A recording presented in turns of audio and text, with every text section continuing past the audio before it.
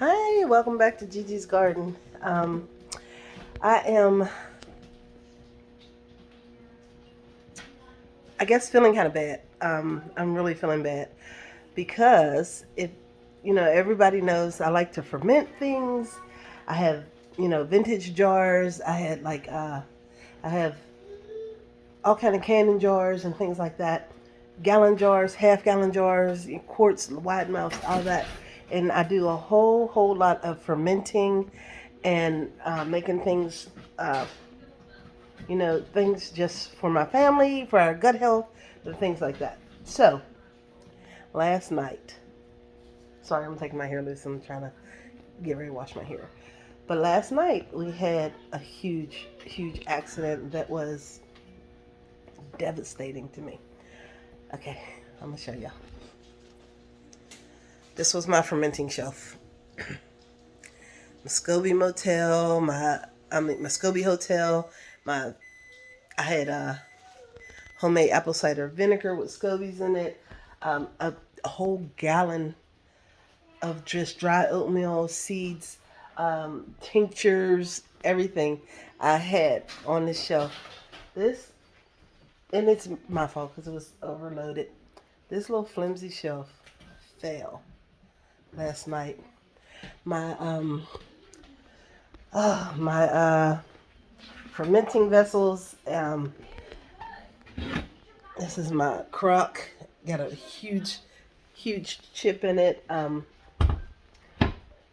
This is the lid. This is what happened to the lid. It got a huge chip there and huge ginormous chip there, and these and it's cracked all the way through in two different places. But and those Crocs are when I bought it, it was $70, and I don't even know. I've had it for like 4 years or longer, and I don't even know how much it would be now. My little Croc fell, and this is the lid off of it. Just everything. I mean, there was so much broken glass and so much stuff. The thing that is killing me the most is that I had a vintage gallon jar with, and look at it's still crooked. I had a vintage gallon jar with fire cider in it, and then like every year, every few months, I would add like new stuff to it, and before that, I would shake it up and scoop some of the old stuff out and put new stuff in it. And I've been using that fire cider successfully for the last at least 5 years.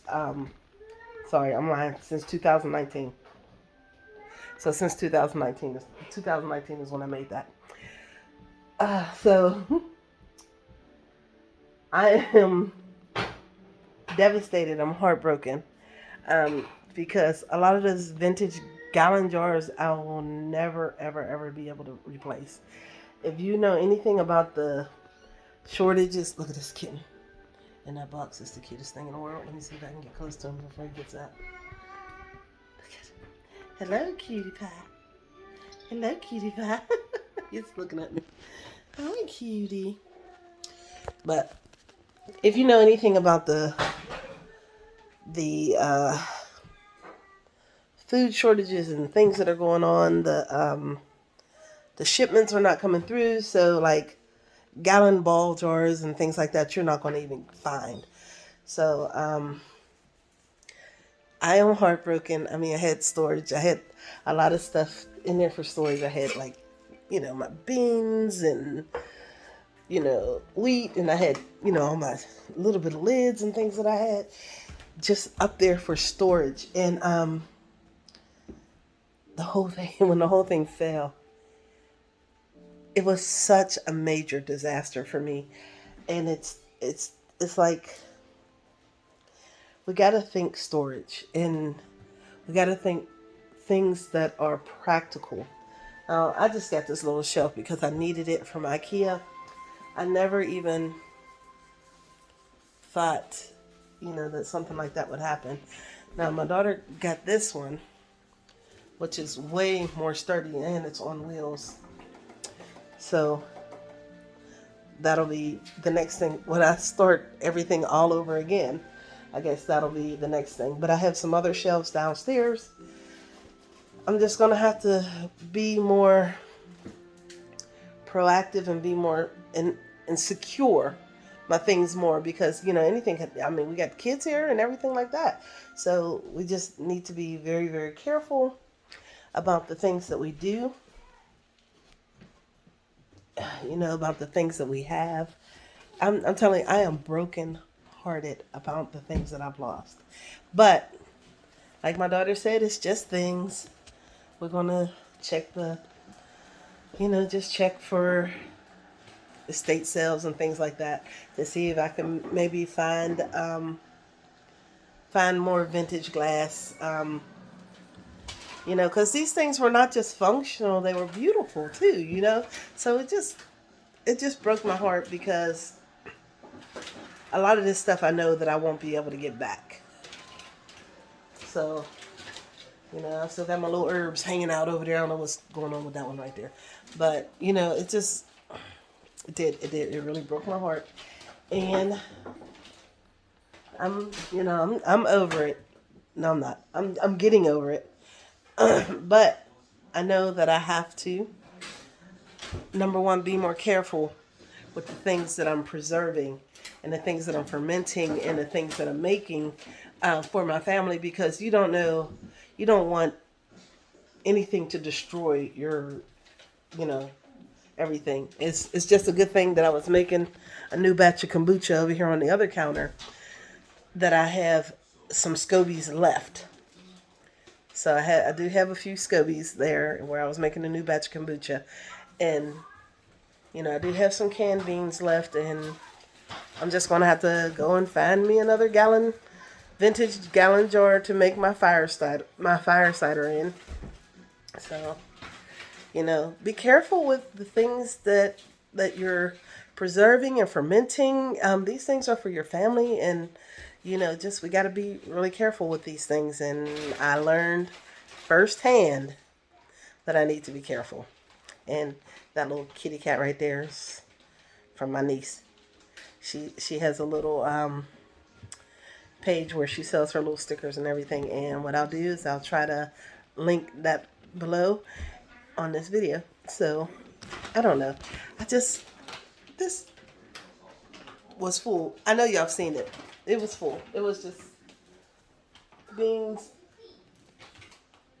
a big old jar of fire cider, everything, and it's sad. But this is all the fire cider I got in my only vintage jar that I do have left. Is this one.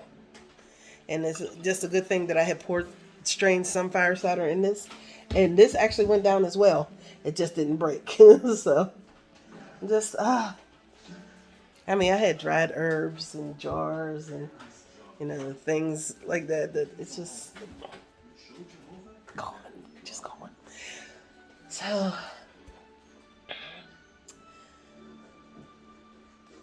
I don't know. I'm still, without words, because, I'm sad about it, So, but like Sharina said, it's only things, so don't worry. It's just things, Good thing that like my little weights, they survived. My little scales survived and things like that for my bread making and stuff like that. So it's okay. And one of the most important things to me, this is all the elderberries, dried elderberries I have left from last year. Thank you, Jehovah, that this did not break. Because I was laying in the bed, I was like, I don't remember seeing my elderberries.